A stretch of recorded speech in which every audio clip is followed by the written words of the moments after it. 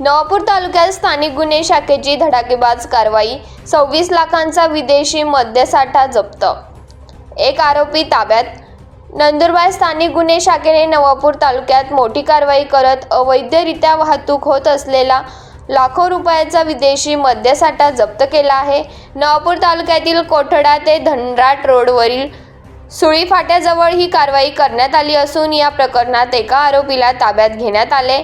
मिळालेल्या गोपनीय माहितीनुसार MH06 BW 4454 क्रमांकाच्या बोलेरो पिकअप वाहनातून विदेशी मद्याची अवैध वाहतूक केली जात असल्याची माहिती स्थानिक गुन्हे शाखेला मिळाली होती।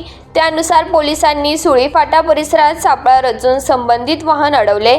वाहनाची तपासणी केली असता त्यामध्ये भाताच्या सालाचा भुसा भरलेल्या कापडी गोण्यांमध्ये चतुराईने विदेशी दारू लपवून ठेवण्यात आल्याचे उघड झाले। पोलिसांनी अधिक तपासणी केली असता वाहनातून रॉयल ब्ल्यू माल्ट विस्कीच्या तब्बल 198 पेट्या आढळून आल्या।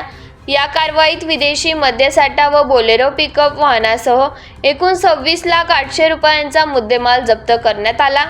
या प्रकरणी पोलिसांनी शिवाजी बाबूलाल चौधरी व 29 राहणार बेटावद, तालुका शिंदखेडा, जिल्हा धुळे याला ताब्यात घेतले असून त्याच्या विरोधात संबंधित कायद्यानुसार गुन्हा दाखल करण्याची प्रक्रिया सुरू आहे। तसेच या अवैध मद्य तस्करी मागे आणखी कोणाचा सहभाग आहे का याचाही तपास पोलीस करत आहेत। ही धडक कारवाई पोलीस निरीक्षक हेमंत पाटील यांच्या नेतृत्वाखाली पार पडली।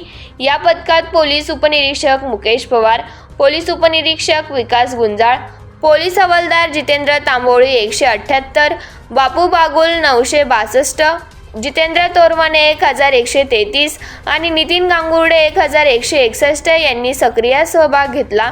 सदर कारवाईसाठी पोलीस अधीक्षक अश्विन सानप तसेच अप्पर पोलीस अधीक्षक आशित कांबळे यांचे मार्गदर्शन लाभले।